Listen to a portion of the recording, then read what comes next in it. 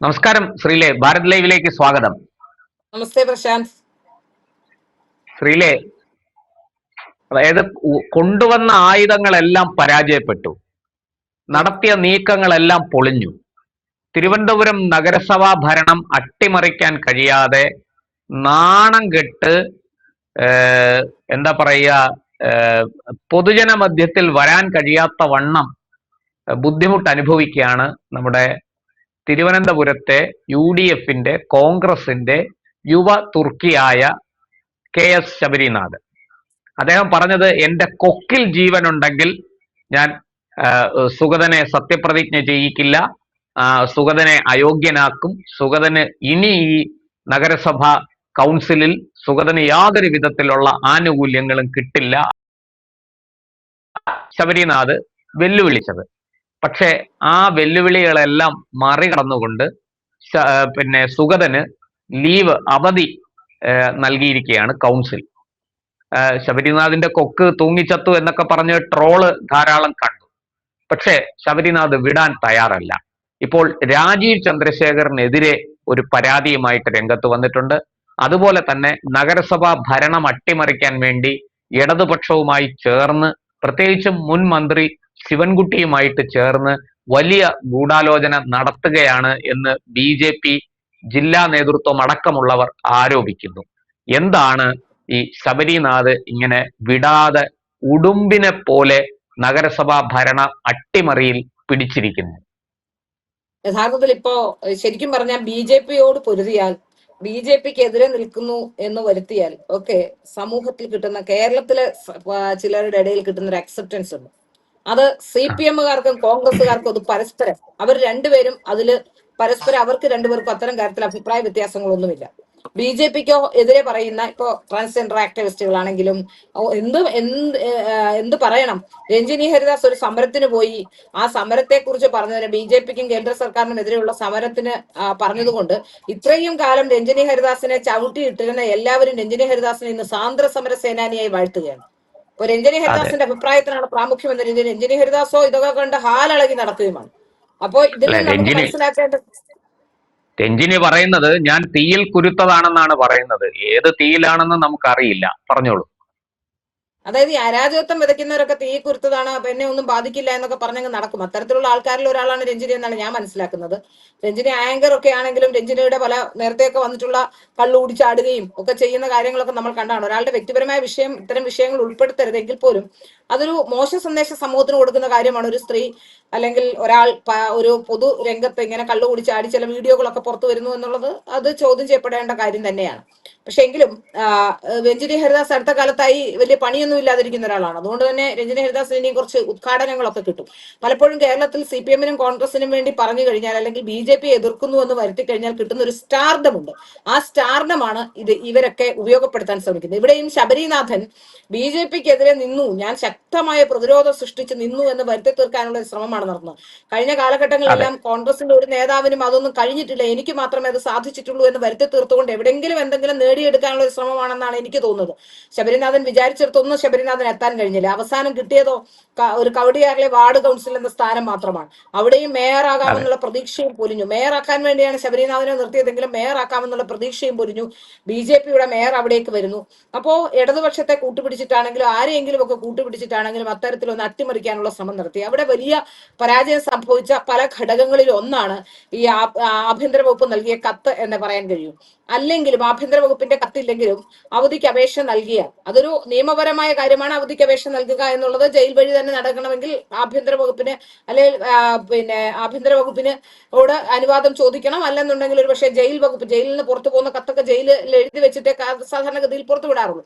അപ്പൊ അങ്ങനെ കത്ത് അവധിക്ക് അപേക്ഷ നൽകുമ്പോൾ സാധാരണഗതിയിൽ അങ്ങനെ അയക്കാമായിരുന്നു. പക്ഷെ സുഗതൻ അങ്ങനെയല്ല ചെയ്തത്. സുഗതൻ അത് വളരെ നിയമപരമായി തന്നെ ആഭ്യന്തര വകുപ്പിനോട് പരോൾ, എസ്കോർട്ട് പരോൾ തരുമോ എന്ന് ചോദിച്ചു. എസ്കോർട്ട് പരോൾ തരാൻ കഴിയില്ല, നിങ്ങൾ വേണമെങ്കിൽ അവധിക്ക് അപേക്ഷിച്ചോളൂ എന്ന് ആഭ്യന്തര വകുപ്പ് പറയുന്നു. അപ്പോൾ ആഭ്യന്തര വകുപ്പ് അവധിക്ക് അപേക്ഷിച്ചോളൂ, കൗൺസിൽ പാസ്സാക്കുകയാണെങ്കിൽ അത് ഒരു നിയമപരമായ ക്ലോസ് ഭൂരിപക്ഷം അല്ലേ? കൗൺസിൽ പാസ്സാക്കുകയാണെങ്കിൽ അതിലെന്താണ് തെറ്റെന്ന് എനിക്ക് മനസ്സിലാവുന്നില്ല, അതിൽ എന്താണ് പ്രശ്നമെന്ന് എനിക്ക് മനസ്സിലാവുന്നില്ല. കൗൺസിലിൽ പാസ്സായാൽ നിങ്ങൾക്ക് നിങ്ങളുടെ കൗൺസിലർഷിപ്പ് നിലനിർത്താൻ കഴിയും, ഇതാണ് അതിലെ സെന്റൻസ്. അപ്പൊ അതിലെന്താണ് തെറ്റുള്ളത് എന്ന് എനിക്ക് മനസ്സിലാവുന്നില്ല. ഉടൻ തന്നെ ശബരിനാഥൻ ബഹളം വെക്കുന്നു, ശബരിനാഥൻ ഷാജിയെ പോയി കാണുന്നു, ഷാജിക്ക് സ്വാഭാവികമായി BJP-യോടും ഒക്കെ ഉള്ളൊരു വിരോധം ഉണ്ടല്ലോ, അത് മുതലാക്കാനുള്ള ശ്രമം നടത്തുന്നു. ഉടൻ തന്നെ ഇവിടെ ഷാജിയെ കൊണ്ട് റിലീസ് ഇറക്കുന്നു. അപ്പൊ ഇവിടെ നമുക്ക് മനസ്സിലാകുന്ന ഒരു കാര്യം, തിരുവനന്തപുരം കോർപ്പറേഷനിൽ അണ്ടർ BJPയുടെ സെക്രട്ടറിയെ സസ്പെൻഡ് ചെയ്യുന്നു. അതെ, അണ്ടർ സെക്രട്ടറിയെ സസ്പെൻഡ് ചെയ്യിക്കുന്നു. ചെയ്യിക്കുന്നു. അപ്പൊ അത് ഞാൻ വലിയ കാര്യം സാധിച്ചു എന്ന രീതിയിൽ ഫേസ്ബുക്കിൽ ഇടുന്നു. ഇനി കോടതിയിലേക്ക് പോകുമെന്ന് പറയുന്നു. കഴിഞ്ഞ പ്രാവശ്യം കോടതി പോയി ഒരു കൂട്ടർ കോടതിയിൽ പോയി, ഒരു കൂട്ടർ സമരം ഇരുന്നത് സമരം അവസാനിച്ച എങ്ങനെയാണെന്ന് അറിയാം. സുഗതനെ സത്യപ്രതിജ്ഞ ചെയ്ത ദിവസം സമരം അവസാനിപ്പിച്ചു. അപ്പൊ സുഗതനെ സത്യപ്രതിജ്ഞ ചെയ്യിക്കാനുള്ള സമരമാണോ എന്ന് സ്വാഭാവികമായി സംശയിച്ചാൽ അത് തെറ്റു പറയാൻ കഴിയില്ല. അപ്പൊ അങ്ങനെ ഒരു സമരം നടത്തി, ആ സമരം പൊളിഞ്ഞു. അപ്പൊ അത് കഴിഞ്ഞ് എല്ലാവരും നിവൃത്തിയൊന്നുമില്ല, കാരണം ഇനി മാർഗമൊന്നും ഇല്ലാത്തതുകൊണ്ട് തന്നെത്താനെ ആ സമരത്തിൽ നിന്ന് എണ്ണീറ്റ് പോവുകയായിരുന്നു ചെയ്തത്. അപ്പൊ അത് കഴിഞ്ഞാണ് ശബരിനാഥന്റെയും മറ്റുള്ളവരുടെയും ഒക്കെ ഗോഗോവിളി നമ്മൾ കണ്ടതാണ്. ഒരു കൂട്ടം സ്ത്രീകളുടെ നടുക്ക് നിന്ന് ശബരിനാഥൻ സ്ത്രീകളുടെ കവചം സൃഷ്ടിച്ചുകൊണ്ട് വെല്ലുവിളിക്കുന്നതൊക്കെ നമ്മൾ കണ്ടതാണ്. ഇത്തവണയും അതിനുള്ള നീക്കങ്ങളൊക്കെ നടത്തിയേനെ. പക്ഷെ അതിനു മുമ്പ് രാജേഷ് ഈ കത്ത് വായിച്ചതോടുകൂടി ശബരിനാഥൻ സ്തബ്ധനായി പോയെന്നാണ് എനിക്ക് തോന്നുന്നത്. അതിനുശേഷം ശബരിനാഥൻ നഗരസഭാ സെക്രട്ടറിയോട് പോയി പരാതിയൊക്കെ പറയുന്നുണ്ട്. പക്ഷെ ഇതിൽ തീർച്ചയായും അവധിക്ക് അപേക്ഷ കൊടുക്കേണ്ട സാഹചര്യം ഉണ്ട് എന്നാണ് ഞാൻ മനസ്സിലാക്കുന്നത്. കാരണം ഇതിൽ ഏറ്റവും പ്രധാനപ്പെട്ട കാര്യം, എസ്കോർട്ട് പരോൾ തരാൻ പറ്റില്ല എങ്കിൽ അത് വളരെ പ്രധാനപ്പെട്ട കാര്യമാണ്. ഇപ്പോഴും 2 പാർലമെന്റ് അംഗങ്ങൾ, കേരളത്തിലെ 2 പാർലമെന്റ് അംഗങ്ങൾ ഇപ്പോഴും ജയിലിലാണ്. അവരുടെ പാർലമെന്റിലെ ഇതൊന്നും പോയിട്ടില്ല, MP സ്ഥാനം ഒന്നും പോയിട്ടില്ല. അപ്പൊ അതിൽ സ്വന്തമായി, അതായത് ഹി ഹിംസെൽഫ് എന്നാണ് ആ നിയമത്തിൽ പറഞ്ഞിരിക്കുന്നത് തന്നെ. അത് ഞാൻ മറ്റൊരാളുടെ അനുമതിയില്ലാതെ ഞാൻ വെറുതെ വരാതിരിക്കുകയാണെങ്കിലാണ് പ്രശ്നം. ഇവിടെ എന്താണ് സംഭവിച്ചിട്ടുള്ളത്? അവധിക്ക് അപേക്ഷ നൽകാതെ വെറുതെ വരാതിരിക്കുകയാണെങ്കിലാണ് പ്രശ്നം. ഇവിടെ സുഗതൻ പോലീസ് കസ്റ്റഡിയിലാണ്, ജുഡീഷ്യൽ കസ്റ്റഡിയിലാണ്. പോലീസ് കസ്റ്റഡിയിൽ നിന്ന് ജുഡീഷ്യൽ കസ്റ്റഡിയിലേക്ക് മാറ്റിയിട്ടുണ്ട്. ജുഡീഷ്യൽ കസ്റ്റഡിയിൽ ഇരിക്കുന്ന ഒരാൾ ജുഡീഷ്യറിയുടെ അനുമതി കൂടാതെ അയാൾക്ക് വരാൻ കഴിയില്ല.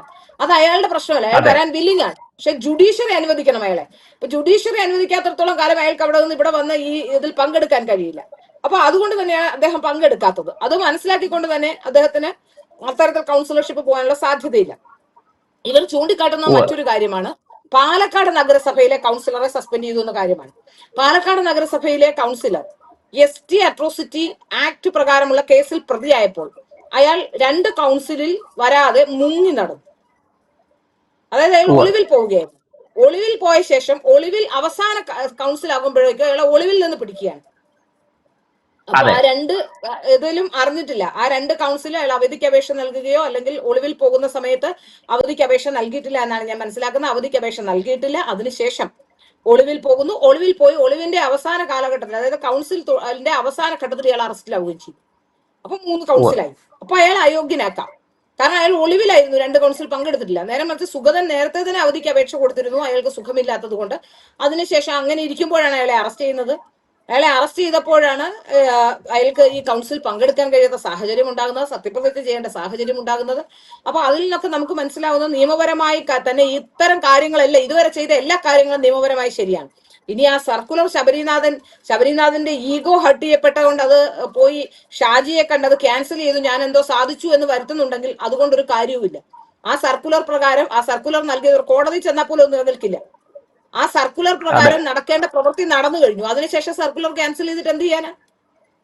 അപ്പൊ അതിലൊരു കാര്യമില്ല. ഇനി സർക്കുലർ ഇല്ലായിരുന്നുവെങ്കിൽ പോലും സുഗതനെ അയോഗ്യനാക്കാൻ കഴിയില്ല എന്നുള്ളതാണ് വാസ്തവം. കാരണം കൗണ്ടുകടവിലെ കൗൺസിലർ കൂടി വോട്ട് ചെയ്തതോടുകൂടി 51 വോട്ടാകുന്നു. വീണ്ടും കാസ്റ്റിംഗ് വോട്ട് കൂടി ആകുമ്പോൾ 52 വോട്ടാകും. അപ്പൊ ഒരു കാരണവശാലും അയോഗ്യനാക്കാൻ കഴിയുന്ന സാഹചര്യമില്ല. മാത്രമല്ല കോടതിയിൽ ഇത് നിയമപരമായി പോയാലും ഇത് അയോഗ്യത ഉണ്ടാവില്ല. പിന്നെ സിംഗിൾ ബെഞ്ച്, പിന്നെ ശബരിനാഥൻ സ്ഥാപിക്കാൻ ശ്രമിക്കുന്ന മറ്റൊരു പ്രധാനപ്പെട്ട കാര്യം, സിംഗിൾ ബെഞ്ച് പറഞ്ഞില്ലേ പുറത്തുവിടാൻ കഴിയില്ല എന്ന്. സിംഗിൾ ബെഞ്ചിന് കാപ്പ റിവ്യൂ ചെയ്യാനുള്ള അധികാരമില്ല. അവിടെ BJP പോയിട്ടുള്ളത് സത്യപ്രതിജ്ഞ ചെയ്യാനുള്ള അവസരം ഒരുക്കണം എന്ന് പറഞ്ഞു മാത്രമാണ്. അതുകൊണ്ടാണ് ജയിലിൽ വെച്ച് അതൊക്കെ മുൻകൂട്ടി കണ്ടാണ് BJP അങ്ങനെ തന്നെ ചെയ്തത്. കാരണം ആ ജഡ്ജ് തന്നെയായിരുന്നു സത്യപ്രതിജ്ഞ ചെയ്യണം, വീണ്ടും സത്യപ്രതിജ്ഞ ചെയ്താൽ മതി എന്ന് ഉത്തരവിട്ട ജഡ്ജ് ആ ജഡ്ജ് തന്നെയായിരുന്നു. അപ്പൊ അദ്ദേഹത്തിന് അതുകൊണ്ട് തന്നെ സത്യപ്രതിജ്ഞ ചെയ്യിപ്പിക്കേണ്ട കടമ കൂടിയുണ്ട്. അപ്പൊ അതുകൊണ്ട് തന്നെയാണ് ആ ബെഞ്ചിലേക്ക് പോയത്. കാപ്പ റിവ്യൂ ചെയ്യാൻ ഡിവിഷൻ ബെഞ്ചിലേക്കാണ് പോകേണ്ടത്, അല്ലെ സുപ്രീം കോടതിയിലേക്ക് പോകും. ഡിവിഷൻ ബെഞ്ചിലേക്ക് പോയ ശേഷം ഡിവിഷൻ ബെഞ്ചിൽ നിന്ന് കിട്ടിയില്ലെങ്കിൽ സുപ്രീം കോടതിയിലേക്ക് പോകും. അങ്ങനെയാണ് സാധാരണഗതിയിൽ ഉണ്ടാവുക. എനിക്ക് തോന്നുന്നു ഡിവിഷൻ ബെഞ്ചിൽ എത്തുമ്പോൾ തന്നെ ഇത് കാപ്പ റദ്ദാവാനുള്ള സാഹചര്യമുണ്ട്. കാരണം ഈ കാപ്പ ബോർഡിലേക്ക് എത്തിയപ്പോൾ ഇത് LDF സർക്കാർ തന്നെ കോൺസ്റ്റിറ്റ്യൂട്ട് ചെയ്ത കാപ്പ ബോർഡാണ്. അതുകൊണ്ടാണ് കാപ്പ ബോർഡ് അത് പരിഗണിക്കാതിരുന്നതെന്നാണ് എനിക്ക് മനസ്സിലാവുന്നത്. അപ്പൊ ഇവിടെ നമ്മൾ മറ്റൊരു പ്രധാനപ്പെട്ട കാര്യം കാണേണ്ടത് പ്രശാന്ത്, ഇവിടെ ഇടതു വലതു മുന്നണികൾ, അതായത് ഇവർ ഇന്ത്യ സഖ്യമായിട്ടാണ് എല്ലാ കാര്യങ്ങളും ചെയ്യുന്നത്. ഇടതുപക്ഷത്തിന് വലതുപക്ഷവും വലതുപക്ഷത്തിന് ഇടതുപക്ഷവും, കോൺഗ്രസും CPM-ഉം പരസ്പര പൂരകങ്ങളായി രണ്ടുപേർക്കും, അതായത് സുഗതന്റെ കേസിലും അങ്ങനെ തന്നെയാണ് സംഭവിച്ചിട്ടുള്ളത്. സുഗതനെ കാപ്പത്ത് UDF-ന്റെ കാലത്താണ്. സുഗതന് കാപ്പയ്ക്കുള്ള എല്ലാം ഒരുക്കി വെച്ച് കറക്റ്റ് ആയിട്ട് എല്ലാം റെഡിയാക്കി വെച്ച് പോയതാണ് ഇടതുപക്ഷ സർക്കാർ. അതിനുശേഷം ആഭ്യന്തര സെക്രട്ടറിയെ കണ്ടപ്പോൾ പോലും, ഈ കാര്യങ്ങൾ വിശദമായി പറഞ്ഞപ്പോൾ പോലും അതിനൊരു നടപടിയെടുക്കാൻ ആഭ്യന്തര സെക്രട്ടറി തയ്യാറായില്ല. അപ്പൊ അതിൽ നമുക്ക് മനസ്സിലാകുന്നത് ഈ ഇന്ത്യ മുന്നണി രണ്ടും കൂടി ഒരുമിച്ച് ചേർന്നുകൊണ്ട് വലിയ രീതിയിൽ ഈ കോർപ്പറേഷനെ താഴെ ഇറക്കാനുള്ള നീക്കം നടത്തുന്നു എന്നുള്ളതാണ്. ഇത് നിയമവ്യവഹാരത്തിലേക്ക് പോകാനുള്ള സാധ്യതയാണ് ഞാൻ മുന്നിൽ കാണുന്നത്. നിയമവ്യവഹാരത്തിലേക്ക് പോയാലും സുഗതൻ അയോഗ്യനാവില്ല എന്നത് 100% ഉറപ്പാണ്. സുഗതന് ഒരു അയോഗ്യതയും ഉണ്ടാവില്ല. സുഗതനെ സത്യം പറഞ്ഞാൽ സുഗതൻ ഒരു പാൻ ഇന്ത്യൻ സ്റ്റാർ ആയിരിക്കുന്നു. പാൻ ഇന്ത്യൻ അല്ല, വേൾഡ്, ലോകം പൊത്തു പറയുന്ന ഒരാളായി മാറിയിരിക്കുന്നു എന്നുള്ളതാണ്. ഇതിൽ സത്യം പറഞ്ഞാൽ സുഗതനെ നമുക്ക് പോലും, മാധ്യമ പ്രവർത്തകർക്ക് പോലും ഒരുപാട് അറിയുന്ന ഒരാളായിരുന്നില്ല. ഇപ്പൊ ഞാൻ 10-12 വർഷമായി തിരുവനന്തപുരത്ത്, 15 വർഷത്തിലേറെ തിരുവനന്തപുരത്ത് 16ാമത്തെ വർഷം ഇപ്പോ സ്ഥിരതാമസമായിട്ട്. സത്യം പറഞ്ഞാൽ എനിക്ക് സുഗതനെ ഇത്ര പരിചയമൊന്നും ഉണ്ടായിരുന്നില്ല കേട്ടോ. അവിടെ ഒരു കൗൺസിലർ ഉണ്ട് സുഗതൻ. എന്നതിനപ്പുറത്തേക്ക് സുഗതനെ കുറിച്ച് കൂടുതൽ അറിയാനും സുഗതന്റെ കേസുകളെ കുറിച്ച് ഞാൻ പഠിക്കാനും ഒക്കെ ശ്രമിച്ചതും, സുഗതൻ ആരാണെന്ന് പഠിച്ചതും, വാഴോട്ട് കോണങ്കാരുടെ സുഗതനെ കുറിച്ച് മനസ്സിലാക്കാൻ ശ്രമിച്ചതും ഒക്കെ ഈ കേസ് വന്നതിന് ശേഷമാണ്. ഏതായാലും സുഗതനെ നിങ്ങൾ എല്ലാവരും അറിയുന്ന, ലോകം മുഴുവൻ അറിയുന്ന ഒരാളായി സുഗതനെ മാറ്റി. സുഗതനെ ഇനി തെരഞ്ഞെടുപ്പിൽ ഏത് മണ്ഡലത്തിൽ മത്സരിപ്പിക്കാവുന്ന ഒരാളായി മാറി സുഗതൻ എന്നുള്ളതാണ് ഇപ്പോൾ മനസ്സിലാക്കാൻ സാധിക്കുന്നത്. കൂടി റദ്ദായാൽ തീർച്ചയായിട്ടും സുഗതനെ ഏത് മണ്ഡലത്തിലും മത്സരിപ്പിക്കാം. അതെ, എന്തായാലും ഇപ്പോ ഞാൻ മനസ്സിലാക്കുന്ന ശബരിനാഥ് രാജീവ് ചന്ദ്രശേഖറിനെതിരെയും ചില പരാതികളുമായിട്ട് രംഗത്ത് വന്നിരിക്കുകയാണ്. എന്താണ് അതിന്റെ വിശദാംശങ്ങൾ എന്തെങ്കിലും ഉണ്ടോ? എനിക്ക് തോന്നുന്നു 6 മാസത്തിന് മുമ്പ്, അതായത് കഴിഞ്ഞ പാർലമെന്റ് തെരഞ്ഞെടുപ്പിൽ ഇതേ പ്രശ്നം ഉയർന്നു വരികയും തെരഞ്ഞെടുപ്പ് കമ്മീഷൻ ഇത് അദ്ദേഹത്തിന്റെ പത്രിക അംഗീകരിക്കുകയും ചെയ്തതാണ്. അതിനുശേഷം ഇപ്പോൾ ഈ തെരഞ്ഞെടുപ്പ് കാലത്തും അത് വന്നിരുന്നു. അതിനുശേഷം ഇപ്പോ ഈ 6 മാസത്തിനിടയിൽ, 6 മാസം തെരഞ്ഞെടുപ്പ് കഴിഞ്ഞിട്ട് എത്രയോ നാളുകളായി, ഒരു 3-4 മാസം കഴിഞ്ഞിരിക്കുന്നു. ഈ 3-4 മാസത്തിനിടയിൽ വീണ്ടും കോടതിയിലേക്ക് പോകാനുണ്ടായ സാഹചര്യം എന്താണ് എന്ന് നമുക്ക് വ്യക്തമല്ല. ഏതായാലും ഇങ്ങനെ പുറകെ ശബരിനാഥൻ എന്തെങ്കിലുമൊക്കെ ചെയ്യണമല്ലോ. ശബരിനാഥന് പ്രത്യേകിച്ച് പണിയൊന്നുമില്ല. കൂടെയുള്ളവരൊക്കെ മന്ത്രിയായി, MLA ആയി, MP ആയി ഒക്കെ മാറുമ്പോ ശബരിനാഥന് എന്തെങ്കിലുമൊക്കെ ചെയ്തില്ലെങ്കിൽ ഒരു പഴയ മന്ത്രിയുടെ മോനൊക്കെ അല്ലേ, ഒരു നെപ്പോ കിഡല്ലേ. ഭാര്യ കളക്ടറാണ്. അപ്പോ ശബരിനാഥനെ സംബന്ധിച്ചിടത്തോളം എന്തെങ്കിലുമൊക്കെ ചെയ്യാതെ മുന്നോട്ട് പോയാൽ ഒന്നിനും കൊള്ളാത്ത ഒരാളാണെന്ന് ഭാര്യയ്ക്ക് പോലും തോന്നില്ലേ. അപ്പൊ ശബരിനാഥൻ ഇങ്ങനെ എന്തെങ്കിലുമൊക്കെ ചെയ്തുകൊണ്ടിരിക്കട്ടെ. പ്രത്യേകിച്ച് ഇപ്പൊ LLB കൂടിയൊക്കെ എടുത്തിട്ടുണ്ട്. ഞാനെന്തോ മഹാസംഭവമാണ്, ഞാനൊന്ന് പോയി നോക്കട്ടെ എന്നൊക്കെ ഒന്ന് കാണിക്കാനുള്ള ഒരു ശ്രമം മാത്രം. അതിനെ എനിക്ക് തോന്നുന്നു അങ്ങനെ കണ്ടാൽ മതി. രാജീവ് ചന്ദ്രശേഖർ ഒന്നും ചെയ്യാൻ കഴിയില്ല. അതുകൊണ്ട് രാജീവ് ചന്ദ്രശേഖർ അത് മൈൻഡ് ചെയ്യുന്നില്ലെന്നാണ് എനിക്ക് തോന്നുന്നത്. എന്തായാലും മറ്റെന്തെങ്കിലും ഉണ്ടോ എന്നുള്ളത് നമുക്കൊന്ന് ചിന്തിക്കേണ്ടതാണ്. അത് മറ്റൊരു വിഷയമായി നമുക്ക് സംസാരിക്കാം. ഈ ശബരിനാഥൻ ഇത്തരത്തിൽ എനിക്ക് അങ്ങനെ ഒരു സംശയമില്ലാതില്ല. കാരണം ഈ ശബരിനാഥിനെ പുറകിൽ നിന്ന് ആരോ വലിയ രീതിയിൽ പ്രോത്സാഹിപ്പിക്കുന്നുണ്ട്, വലിയ സഹായങ്ങൾ കൊടുക്കുന്നുണ്ട്, നിയമോപദേശം അടക്കമുള്ളത് നൽകുന്നുണ്ട്. ഇങ്ങനെ ഈ ഒരു വിവാദത്തിന്റെ ഒരു തുമ്പിൽ പിടിച്ചുകൊണ്ട് നിരന്തരം ആക്രമിക്കുക, അതാണ് ശബരിയുടെ ശൈലി.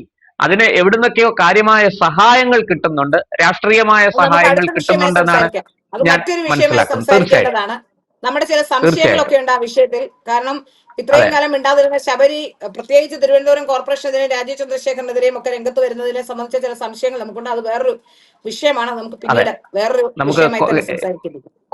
കുറച്ചുകൂടെ വിവരങ്ങൾ കിട്ടാനുണ്ടെന്നാണ് ഞാൻ മനസ്സിലാക്കുന്നത്. അത് പുറത്തു വരട്ടെ. വന്നതിന് ശേഷം നമുക്ക് വിശദമായിട്ട് ഈ വിഷയത്തിലേക്ക് മടങ്ങി വരാം. നന്ദി, നമസ്കാരം.